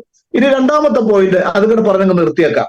ഇവിടെ ഇവർ പഠിപ്പിക്കുന്ന പോലെ പിതാവ് സിംഹാസനത്തിൽ ഇരിക്കുന്നു, പുത്രൻ വരുന്നുവെന്ന് വെളിപ്പാട് പുസ്തകം 5-ാം അധ്യായത്തിൽ ഒരിടത്തും പറയുന്നില്ല. 5-ാം അധ്യായത്തിൽ ഒരുവൻ സിംഹാസനത്തിൽ ഇരിക്കുന്നു എന്നാണ് 4-ാം അധ്യായം മുതൽ വായിക്കുമ്പോൾ. ഇനി സിംഹാസനത്തിൽ ഇരിക്കുന്നത് ആരാണെന്ന് ഒന്ന് നമുക്ക് ബൈബിൾ നന്നായിട്ട് വായിച്ചൊന്ന് നോക്കാം. ഞാൻ അതിൽ ഒരു വാക്യം വായിക്കട്ടെ. വെളിപ്പാട് 4-ാം അധ്യായത്തിൽ 2-ാം വാക്യം, ഉടനെ ഞാൻ ആത്മവിവേശനായി സ്വർഗത്തിൽ ഒരു സിംഹാസനം വെച്ചിരിക്കുന്നതും സിംഹാസനത്തിൽ ഒരുവൻ ഇരിക്കുന്നതും ഞാൻ കണ്ടു. കണ്ട പാർട്ടി പറയുക സിംഹാസനത്തിൽ ഒരുത്തനേ ഉള്ളെന്ന്. കാണാത്ത വില്ലന്മാരിവിടെ കിടന്നുകൊണ്ട് പറയുക 1 അല്ല 3 പേരുണ്ടെന്ന്. ആര് പറഞ്ഞത് വിശ്വസിക്കണം? കണ്ട വ്യക്തി പറയുക സ്വർഗീയ സിംഹാസനവും സ്വർഗീയ ദർശനം പ്രാപിച്ച ദൈവഭക്തൻ പറയുന്നു സ്വർഗത്തിൽ ഒരു സിംഹാസനം വെച്ചിരിക്കുന്നു, സിംഹാസനത്തിൽ ഒരുവൻ ഇരിക്കുന്നതും കണ്ടു. ഇനി ഇരിക്കുന്നവൻ പിതാവാണെന്ന് ആ കണ്ട വ്യക്തി പറയുന്നില്ല. പിന്നെ എന്താ പറയുന്നത്? അതിന് താൻ പറയുന്ന വാക്ക് ഇങ്ങനെയാണ്, ആരാണ് ഈ സിംഹാസനസ്ഥൻ? അതിന്റെ 4-ന്റെ 3-ാം വാക്യം, ഇരിക്കുന്നവൻ കാഴ്ചയ്ക്ക് സൂര്യകാന്തത്തോടും പത്മരാഗത്തോടും സദൃശൻ. ഇരിക്കുന്നവൻ കാഴ്ചയ്ക്ക് പിതാവിനോട് സദൃശൻ എന്നല്ല, ഇരിക്കുന്നവൻ കാഴ്ചയ്ക്ക് പുത്രനോട് സദൃശൻ എന്ന് പറയുന്നില്ല. ഇരിക്കുന്നവൻ കാഴ്ചയ്ക്ക് സൂര്യകാന്തത്തോടും പത്മരാഗത്തോടും സദൃശൻ. എന്താണ് സൂര്യകാന്തം? എന്താണ് പത്മകാന്തം? അപ്പൊ സൂര്യകാന്തവും പത്മരാഗത്തോടും സദൃശൻ. സൂര്യകാന്തം എന്ന് പറഞ്ഞാൽ അതിവെണ്മയായ സൂര്യനെ പോലെ, പ്രകാശമടിക്കുമ്പോൾ സൂര്യനെ പോലെ വെട്ടിത്തിളങ്ങുന്ന വെണ്മയുള്ള രത്നക്കല്ലിനെയാണ് സൂര്യകാന്തം എന്ന് പറയുന്നത്. പത്മരാഗം എന്ന് പറഞ്ഞാൽ കടും ചുവപ്പുള്ള രത്നക്കല്ലിനെയാണ് പത്മരാഗം എന്ന് പറയുന്നത്. അപ്പോൾ സ്വർഗത്തിലെ കാഴ്ച കണ്ട യോഹന്നാൻ പറയുകയാണ്, ഇരിക്കുന്നവൻ കാഴ്ചയ്ക്ക് അതിവെണ്മയുള്ളവൻ, കടും ചുവപ്പുള്ളവൻ. ആരാണ് വെണ്മയും ചുവപ്പുള്ളവൻ എന്ന് നമ്മൾ ഉത്തമഗീത പഠിപ്പിക്കുന്ന ശൂലംകാരിയോട് ചോദിച്ചാൽ പറയും, എന്റെ പ്രിയനോ അവൻ 10,000 അതിശ്രേഷ്ഠൻ, അവൻ വെണ്മയും ചുവപ്പുമുള്ളവൻ. ആരാണ് എന്റെ പ്രിയൻ എന്ന് പറയുന്നത്? മണവാളനെയാണ് ഇവിടെ ഉദ്ദേശിച്ചിരിക്കുന്നത്. അതാരാണ്? കർത്താവായ യേശു ക്രിസ്തുവാണ്. എന്ന് പറഞ്ഞാൽ സിംഹാസനത്തിൽ ഇരിക്കുന്നവൻ വെണ്മയും ചുവപ്പുമുള്ളവൻ എന്ന് പറഞ്ഞാൽ അത് കർത്താവായ യേശു ക്രിസ്തു തന്നെയാണ്. ധാരാളം തെളിവുകൾ ആ അധ്യായത്തിൽ നിന്ന് ഞങ്ങൾക്ക് എടുത്ത് വചനത്തിന്റെ വെളിച്ചത്തിൽ യേശു ക്രിസ്തുവാണ് സിംഹാസനത്തിൽ ഇരിക്കുന്നെന്ന് 1 അല്ല 9 അല്ല അനവധി തെളിവുകൾ തരുവാൻ വളരെ പ്രയാസമില്ലാതെ തന്നെ വചനത്തിന്റെ വെളിച്ചത്തിലും പരിശുദ്ധാത്മാവിന്റെ സഹായത്താലും ഞങ്ങൾക്ക് കഴിയും. അത് തന്നെയല്ല, ആ സിംഹാസനത്തിന്റെ നടുവിൽ ഒരു കുഞ്ഞാട് അറക്കപ്പെട്ടതുപോലെ നിൽക്കുന്ന പറയുന്നത്. അങ്ങനെയാണെങ്കിൽ ഈ വേറൊരു പിതാവാണെങ്കിൽ പിതാവ് ഇവിടെ ഇരിക്കും, സിംഹാസനത്തിന്റെ ഏതെങ്കിലും ഒരു സൈഡിൽ മാറിയിരിക്കുകയായിരിക്കും, അല്ലേ? സിംഹാസനത്തിന്റെ നടുവിൽ ഒരു കുഞ്ഞാട് അറുക്കപ്പെട്ടതുപോലെ നിൽക്കുന്നു. അപ്പൊ നടുവിൽ കയറി ഈ കുഞ്ഞാട് കയറി നിന്നാൽ പിതാവ് എവിടെ ഇരിക്കുന്നത്? ആ തൃത്വക്കാർ മറുപടി പറയണം. അപ്പോൾ ആ കുഞ്ഞാടെന്ന് പറഞ്ഞാൽ അറുക്കപ്പെട്ട ഒരു കുഞ്ഞാടിനെ കണ്ടത് ദൈവത്തിന്റെ സിംഹാസനസ്ഥനായ ഏക ദൈവത്തിന്റെ രക്ഷണ്യ പദ്ധതിയാണ്. നമ്മൾ ഈ 4-ാം അധ്യായം മൊത്തം വായിക്കുമ്പോൾ നമുക്ക് കാണുവാൻ കഴിയും അത് കർത്താവായ യേശു ക്രിസ്തു മാത്രമാണെന്ന്. ഈ സമയക്കുറവ് കൊണ്ട് ഇപ്പോൾ ഈ 2 പോയിന്റ് മാത്രം പറഞ്ഞ് ഞാൻ നിർത്തുകയാണ്. ധാരാളം തെളിവുകൾ, 1 അല്ല 9 അല്ല അതിലധികം തെളിവ് 4-5 അധ്യായങ്ങളിൽ നിന്ന് യേശു ക്രിസ്തുവാണ് സിംഹാസനസ്ഥൻ എന്ന് എടുത്തു കാണിക്കുവാനായിട്ട് കഴിയും. അതുകൊണ്ട് യഹോവയായ ദൈവത്തിന്റെ ഏക ദൈവത്തിന്റെ രക്ഷണ്യ പദ്ധതിയെ അത് തൃത്വത്തിൽ രണ്ടാമനാക്കി മാറ്റി അതിനെ 2ആക്കി ഡിവൈഡ് ചെയ്യുക, 2ആക്കി മുറിച്ചു മാറ്റുക എന്നുള്ളത് സാത്താന്റെ പദ്ധതിയാണ് എന്നുള്ളത് ഇവിടുത്തെ തൃത്വക്കാർ അറിയുക. ഈ ഗ്രൂപ്പിലൂടെ നിങ്ങൾക്ക് അതിന് അവസരം ഞങ്ങൾ ഒരുക്കുകയാണ്. ആമേൻ. Thank you pastor. വളരെ വ്യക്തമാണ് ഉത്തരം. പാസ്റ്റർ പറഞ്ഞ പോലെ സമയത്തിന്റെ പരിമിതിയുണ്ട്. ദൈവം അനുവദിച്ചാൽ പിന്നീട് നമുക്ക് ഈ വിഷയങ്ങളിൽ തുടർന്ന് എപ്പോഴെങ്കിലും സംസാരിക്കാനുണ്ടെങ്കിൽ അത് ഓർത്തു വെച്ച് സംസാരിക്കാവുന്നതാണ്. അടുത്ത ചോദ്യം. എനിക്കും തൊണ്ടയ്ക്ക് പ്രശ്നമുണ്ട്, ചെറു മഴ നനഞ്ഞു, പെട്ടെന്ന് സൗണ്ട് പോയി. അപ്പൊ അടുത്ത ചോദ്യം റൊട്ടേഷന്റെ ഭാഗമായിട്ട് ചോദ്യം നമ്മുടെ ഗീവറീസ് ബ്രദറിനോടാണ്. ചോദ്യക്രമത്തിൽ അത് 7ാമത്തേതാണെങ്കിലും റിപ്പീറ്റേഷൻ വരുന്ന ചോദ്യങ്ങൾ ഒരു റൊട്ടേഷനായിട്ട് ചെയ്യുകയാണ്. 7ാമത്തെ ചോദ്യത്തിൽ യഹോവയിൽ മറ്റൊരു വ്യക്തി ഇല്ല എന്ന് ബൈബിൾ പഠിപ്പിക്കുന്നു. പിതാവ് പുത്രനെ അയച്ചു എന്ന് കാണുന്നുണ്ടല്ലോ. അയച്ച ദൈവവും വന്ന ദൈവവും, ഇങ്ങനെ 2 ദൈവം ഇല്ലേ? അയച്ച ദൈവമുണ്ട്, വന്ന ദൈവമുണ്ട്. ഇതാണ് തൃത്വക്കാര് പറയാറുള്ള ഒരു കാര്യം. അപ്പം ബുദ്ധിയുടെ പ്രമാണം കൊണ്ട് കേൾക്കുകയും ചിന്തിക്കുകയും ചെയ്യുന്നവർക്ക് അയച്ച ദൈവമുണ്ട്, വന്ന ദൈവമുണ്ട്. എന്നാൽ ദൈവത്തിൽ വേറെ ആളില്ലാത്തതുകൊണ്ട് അയച്ചവനും വന്നവനും ഒരുവനാണെന്ന് ആണ് നമുക്ക് തെളിയിച്ചു കൊടുക്കേണ്ടത്. അതിനുവേണ്ടി ബ്രദർ ഗീവറീസിന് സമയങ്ങൾ തരികയാണ്. ദൈവനാമത്തിന് മഹത്വം ഉണ്ടായിരിക്കട്ടെ. ഇങ്ങനെ ഒരു ചാൻസ് തന്ന എല്ലാ അഡ്മിന്മാരോടുമുള്ള ഈ തരണത്തിൽ അറിയിക്കുന്നു. എനിക്ക് ലഭിച്ച ക്വസ്റ്റ്യൻ എന്ന് പറയുന്നത് യഹോവയിൽ മറ്റൊരുത്തനുണ്ടോ, അതുപോലെ തന്നെ പിതാവ് അയച്ചിട്ട് പുത്രൻ വന്നു, അങ്ങനെ പറയുമ്പോൾ 2 പേരുണ്ടോ എന്നുള്ളതായിരുന്നു എന്നോടുള്ള ക്വസ്റ്റ്യൻ എന്ന് പറയുന്നത്. അപ്പോ നമ്മൾ പ്രധാനമായിട്ടും യെശയ്യാവിന്റെ പുസ്തകം 45-ാം അധ്യായം 5-ാം വാക്യം വായിക്കുമ്പോൾ അവിടെ നമുക്ക് കാണുവാനായിട്ട് സാധിക്കുന്ന യഹോവ തന്നെ വെളിപ്പെടുത്തുന്നു, അല്ലെങ്കിൽ യഹോവ തന്നെ സാക്ഷ്യപ്പെടുത്തുന്നു എന്നിൽ മറ്റൊരാളില്ല എന്ന്. അപ്പോ തൃത്വക്കാർ പറയുന്നു ഇനി അതായത് യഹോവയിൽ മറ്റൊരു 2 പേരൂടെ ഉണ്ട്, അല്ലെ 3 പേരുണ്ട്. ജോബി ആൽബിന്റെ ഒക്കെ ആൽബിൻ സാറിന്റെ ഒക്കെ സിദ്ധാന്തത്തിലേക്ക് വരുമ്പോൾ 3 പേരിങ്ങനെ കിടന്ന് തീപ്പന്തമായിട്ട് ഇങ്ങനെ ഓടിക്കൊണ്ടിരിക്കുകയാണ്. അപ്പൊ അങ്ങനെയുള്ള സിദ്ധാന്തങ്ങൾ ഇവിടെ വർദ്ധിച്ചുകൊണ്ടിരിക്കുന്ന സമയത്ത് യഹോവയായ ദൈവം, നമ്മൾ ദൈവവചനത്തിലേക്ക് കടന്നു പോകുമ്പോൾ ദൈവവചനത്തിൽ യഹോവയായ ദൈവം തന്നെ അരുളി ചെയ്യുകയാണ്, ഞാൻ യഹോവയാകുന്നു, മറ്റൊരുത്തനില്ല, ഞാനല്ലാതെ ഒരു ദൈവവുമില്ല, നീ എന്നെ അറിയാതിരിക്കെ ഞാൻ നിന്റെ അര മുറുക്കിയിരിക്കുന്നു എന്ന് അവിടെ പറയുന്നു.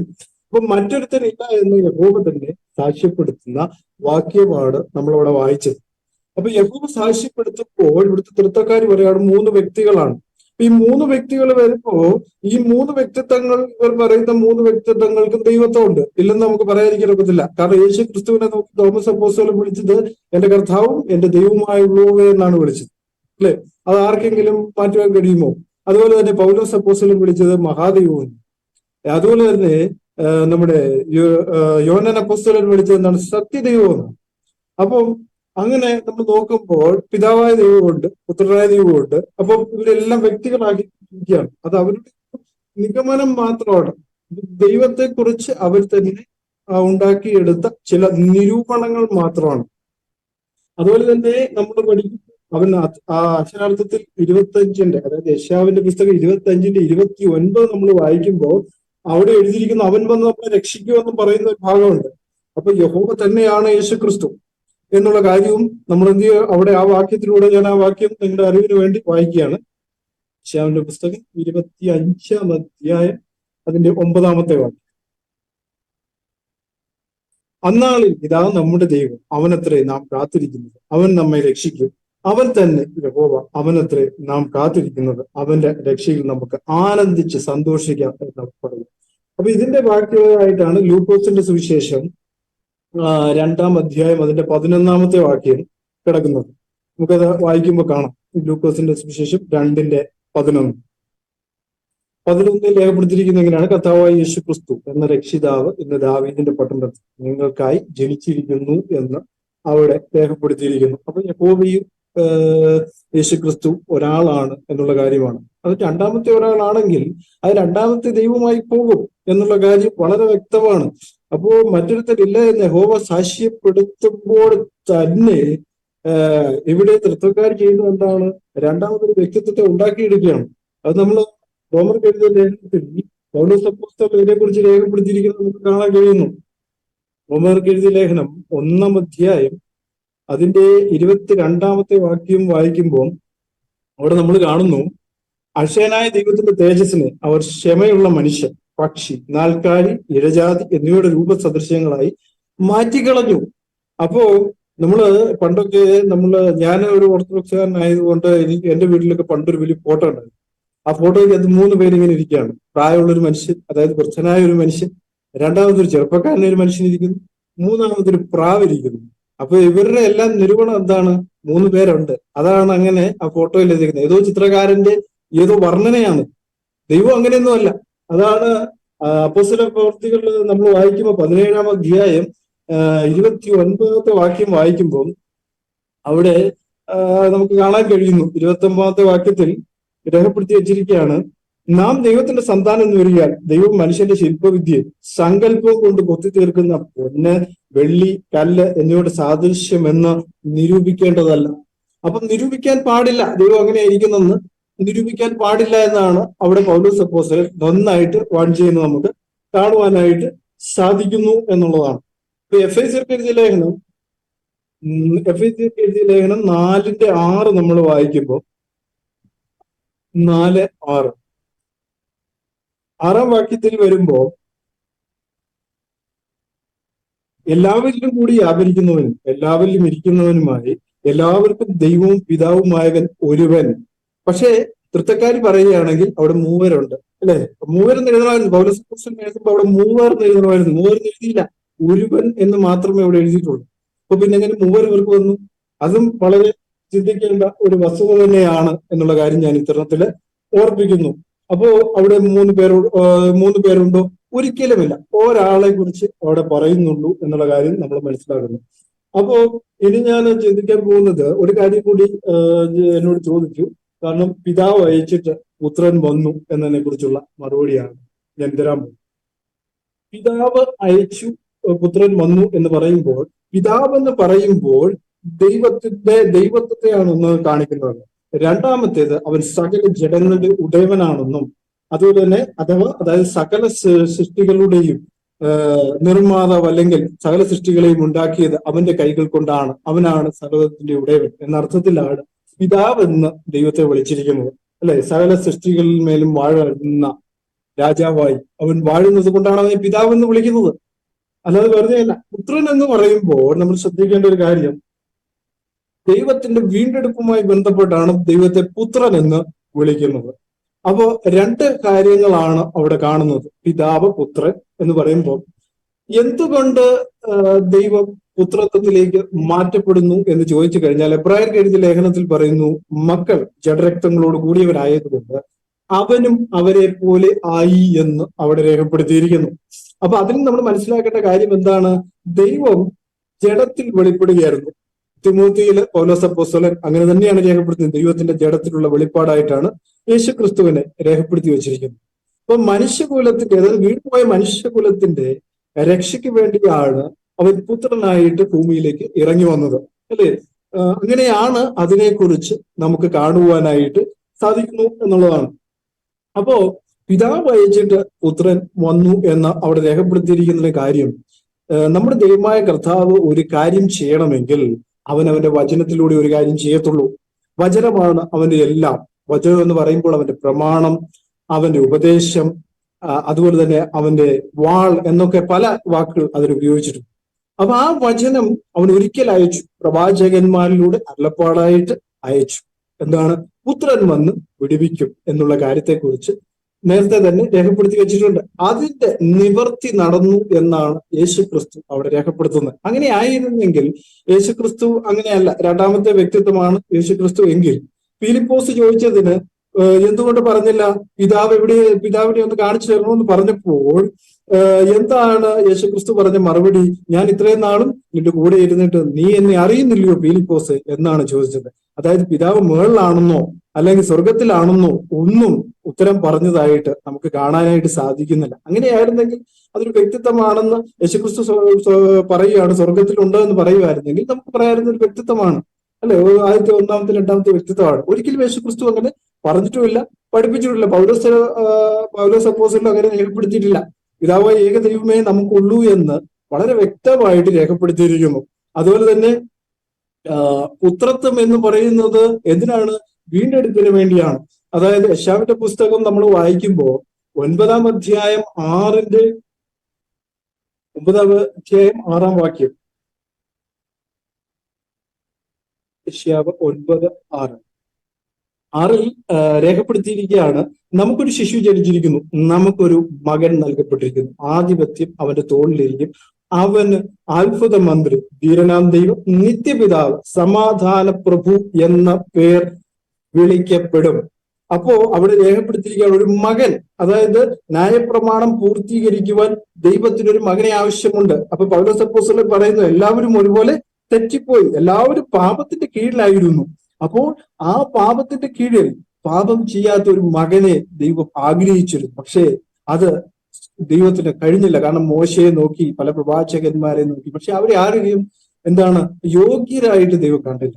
അതുകൊണ്ട് തന്നെയാണ് ദൈവം മക്കൾ ജഡരക്തം കൂടിയവരായതുകൊണ്ട് അവനും അവരെ പോലെ ആയി എന്ന് പൗലോസ് അപ്പോസ്തലൻ രേഖപ്പെടുത്തി വെച്ചിരിക്കുന്നത്. അല്ലാതെ യേശുക്രിസ്തു രണ്ടാമത്തെ ദൈവമോ രണ്ടാമത്തെ വ്യക്തിത്വമോ അല്ല, ദൈവത്തിന്റെ ജഡത്തിനുള്ള വെളിപ്പാടാണെന്ന് പൗലോസ് അപ്പോസ്തലൻ വളരെ ശക്തമായിട്ട് ദൈവവചനത്തിൽ വളരെ വ്യക്തമായിട്ട് പറയുന്നു. കൊലോസ്യരുടെ പുസ്തകം നമ്മൾ വായിക്കുമ്പോൾ അവൻ അദൃശ്യനായ ദൈവത്തിന്റെ പ്രതിമയും സർവസൃഷ്ടിക്ക് ആദിജാതനും എന്നാണ് പറയുന്നത്. പ്രതിമ എന്നാണ്, അതായത് ദൈവത്തിന്റെ മനുഷ്യ സ്വരൂപം എന്ന അർത്ഥത്തിലാണ് പൗലോസ് അപ്പോസ്തലൻ അവിടെ ഉപയോഗിച്ചിരിക്കുന്നത്. അല്ല രണ്ടാമത്തെ വ്യക്തി എന്നല്ല അവിടെ രേഖപ്പെടുത്തിയിരിക്കുന്നത്. അതുപോലെ തന്നെ നമ്മൾ ഫിലിപ്പിയരുടെ ലേഖനം അതോടെ വായിച്ച് ഞാൻ അവസാനിപ്പിക്കാൻ, എനിക്ക് തോന്നുന്നു സമയം വളരെ കയറിപ്പോയി എന്ന് തോന്നുന്നു, അല്ലെ ജോസഫ്? തീർച്ചയായിട്ടും അല്ലേ? ആ വാക്യം കൂടെ വായിച്ച് ഞാനങ്ങ് നിർത്തിക്കോട്ടെ.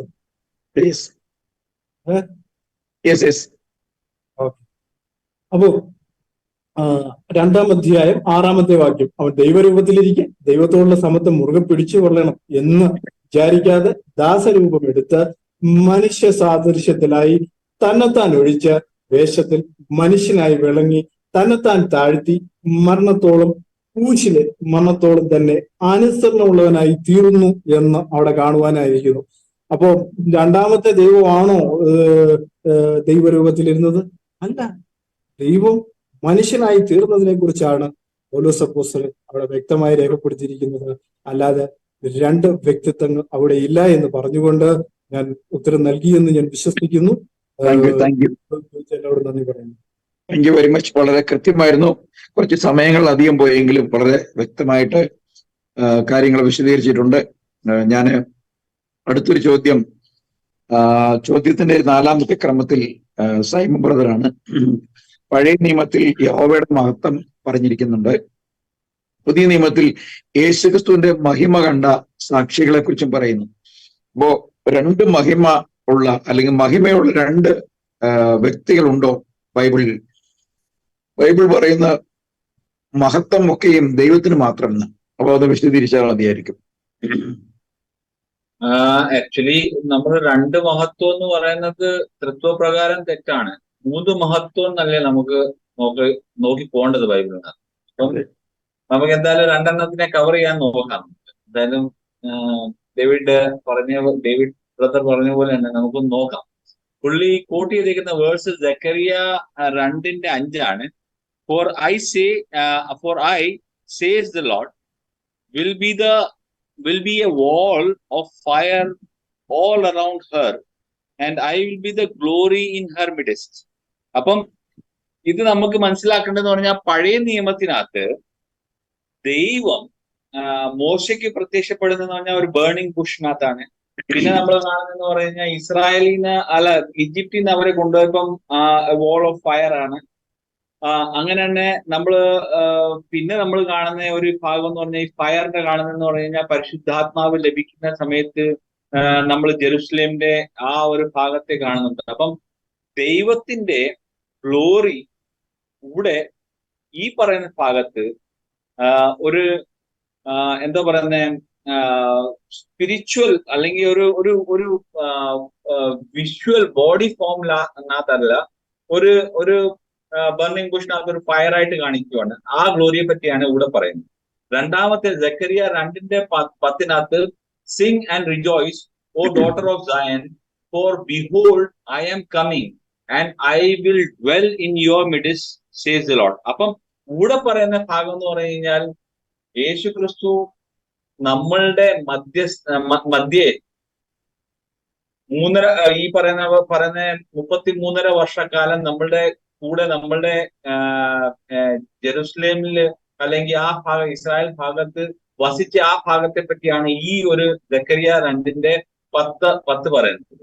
അത് കഴിഞ്ഞാൽ യെശയ്യാവ് 40:5 the glory of the Lord shall be revealed and all flesh shall see together for the mouth of the Lord had spoken it. ഇവിടെ പറയുന്നതെന്ന് പറഞ്ഞാൽ യേശുവിന്റെ 2ാം വരവിന്റെ കാര്യമാണ് പറയുന്നതെന്ന് പറഞ്ഞാൽ എല്ലാരും കാണും ടുഗെദർ. മനസ്സിലായി? യേശു വരുന്ന ആ ഗ്ലോറിയെ പറ്റിയാണ് ഇവിടെ പറയുന്നത്. അപ്പൊ ഇവിടെ എല്ലാം നമ്മൾ കാണുന്നതെന്ന് പറഞ്ഞു കഴിഞ്ഞാൽ ഇവിടെ ഒരു സ്പിരിച്വൽ ഫയറായിട്ട് കാണുന്ന ഒരു ഗ്ലോറിയെ പറ്റി പറയുന്നുണ്ട്. രണ്ടാമത് യേശു 2ാം വരവിൽ വരുന്ന ഒരു ഭാഗത്തിൽ പറയുന്നുണ്ട്. ഇവിടെ നമ്മൾ പുതിയ നിയമത്തിലോട്ട് വരുമ്പോഴത്തേക്ക് സിമിയോനെ പറ്റിയാണ് പറയുന്നത്. സിമിയോൻ ജീസസിനെ കണ്ടിട്ട്, സിമിയോണിനകത്ത് ഒരു പ്രത്യേകത ഉണ്ട്. സിമിയോൻ ഒരു പരിശുദ്ധാത്മാവ് ലഭിച്ച ഒരു വ്യക്തിയാണ്. പരിശുദ്ധാത്മാവ് ലഭിച്ച ഒരു വ്യക്തിക്ക് ആ ശിശുവിനകത്ത് ഗ്ലോറി കാണുക. അപ്പൊ ആ ഗ്ലോറി എന്ന് പറഞ്ഞാൽ ഉദ്ദേശിക്കുന്ന ദൈവത്തിന്റെ ആത്മാവിന്റെ ഒരു പ്രസൻസിന്റെ, ദൈവത്തിന്റെ ആത്മാവിന്റെ പ്രസൻസിന്റെ ഒരു ഇതാണ് ആ ഗ്ലോറി ആയിട്ട് അതിനെ ഇൻഡിക്കേറ്റ് ചെയ്യുന്നത്. അപ്പം പരിശുദ്ധാത്മാവുള്ള ഒരു വ്യക്തിക്ക് യേശു ആരാന്നുള്ള കാര്യം മനസ്സിലാക്കാൻ ഒക്കും. അതിനുവേണ്ടി ഞാൻ യൂസ് ചെയ്യാൻ ആഗ്രഹിക്കുന്ന വചനം ഏത് ഗ്ലോറിയാന്നുള്ള കാര്യം നമുക്ക് കവർ ചെയ്യാം.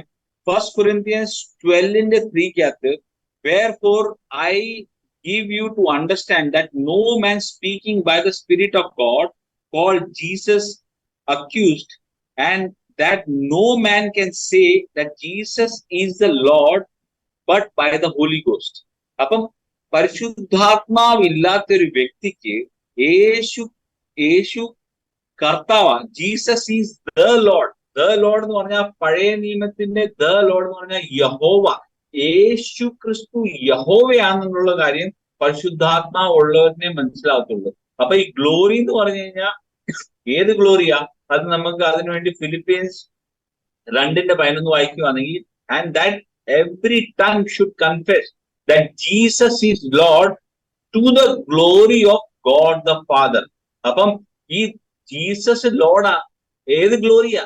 To the glory of God the Father. ഒരു നമുക്ക് ദൈവവും പിതാവുമായിട്ടുള്ള ഒരു ആത്മാവേ ഉള്ളു. ആ ആത്മാവ് തന്നെയാണ് ജീസസ് ക്രൈസ്റ്റ്. ആ ജീസസ് ക്രൈസ്റ്റ് തന്നെയാണ് ദ ലോർഡ്, യഹോവ എന്നുള്ള കാര്യം മനസ്സിലാക്കുക. അതുകൊണ്ടാണ് അപ്പോസ്തല പ്രവൃത്തി 2:36 പത്രോസ് പറയുന്നുള്ള ഒരു കാര്യമുള്ളത്, Jesus is both Lord and Christ. അപ്പം ജീസസ് തന്നെയാണ് യഹോവയും ജീസസ് തന്നെയാണ് മെസ്സിഹ എന്നുള്ള ഒരു അറിവാണ് പത്രോസ് അവർക്ക് കൊടുക്കുന്നത്. അതുകൊണ്ടാണ് അവർക്ക് കുത്തുകൊള്ളുന്നതും അവരും മാനസാന്തരപ്പെടുന്നതും അവർ യേശുക്രിസ്തുവിന്റെ നാമത്തിൽ സ്ഥാനപ്പെടുന്നതും നമ്മൾ കാണുന്നത്. അപ്പം ഇവിടെ പ്രശ്നമുള്ളതെന്ന് പറഞ്ഞു കഴിഞ്ഞാൽ 2 ഗ്ലോറി അല്ല, ഒരേ ആത്മാവാണ്. ആ ആത്മാവിൽ ആരിലുണ്ട് ആ ആത്മാവ്, ആ ഗ്ലോറിയാണ്. അത് നമുക്ക് ബേർണിംഗ് ബുഷായിട്ടും കാണാം, അത് നമുക്ക് അഗ്നിയുടെ രൂപത്തിൽ മനുഷ്യന്റെ മണ്ടയ്ക്കോട്ട് ഇറങ്ങുന്നതായിട്ടും കാണാം. നമ്മൾ കാണുന്നതെന്ന് പറഞ്ഞാൽ യേശു ക്രിസ്തു ആ സെയിം ഗ്ലോറി ആയിട്ട്, ആ ഗ്ലോറി എന്ന് പറഞ്ഞാൽ ദൈവത്തിന്റെ ഗ്ലോറിയാണ്, പിതാവായ ദൈവത്തിന്റെ ഗ്ലോറിയാന്നുള്ള കാര്യം നമുക്കിവിടെ ഇത് ചെയ്യാം. 2 ഗ്ലോറി അല്ല, 3 ഗ്ലോറി അല്ല, ഒരേ ഗ്ലോറി. അത് ആരുടെ ഗ്ലോറിയാണ്? ഗോഡ് ദ ഫാദറിന്റെ ഗ്ലോറിയാണ്. Thank you very much. അപ്പോസ്തലന്മാരും മത്തായി 17 കാണുന്നത് മറുമലയിൽ യേശുക്രിസ്തു പിതാവിന്റെ മഹത്വത്തിൽ പ്രത്യക്ഷമായത് കണ്ടു. പത്രോസ് പിന്നീട് തന്റെ ലേഖനം എഴുതുമ്പോൾ അവൻ മഹിമ കണ്ട സാക്ഷികൾ എന്ന് പറഞ്ഞു. പിതാവിന്റെ മഹിമയാണ് യേശുക്രിസ്തു എന്ന ആ ജഡത്തിൽ, അങ്ങോട്ട് പോയ അതേ ജഡത്തിൽ അവർ കാണാനിടയായത്. എനിക്ക് വളരെ വ്യക്തമായിരുന്നു ഉത്തരം. ഇനി ഒരു ചോദ്യം മാത്രമേ ഉള്ളൂ, അത് നമുക്ക് വിശദീകരിക്കാൻ നമുക്ക് സമയം കുറവാണ്. ആ വിഷയം തന്നെ നമുക്ക് ഒരു ദിവസം ചെയ്യാം. എങ്കിലും ചില കാര്യങ്ങൾ മാത്രം പറയാൻ, നമ്മള് യെശയ്യാവിൽ പറയുന്ന സൈറസ് എന്ന ഇംഗ്ലീഷിലും കോരസ് എന്ന പേരിൽ മലയാളത്തിലും കാണുന്നു ഈ വ്യക്തി ആരാണ് എന്നുള്ളൊരു കുറച്ചൊരു കാര്യം പറയുകയാണെങ്കിൽ നമുക്ക് ഇതോടുകൂടി വൈൻഡപ്പ് ചെയ്യാം. ജോയ് ജോസഫ്, പാസ്റ്റർ ജോയ് ജോസഫ് പറഞ്ഞു.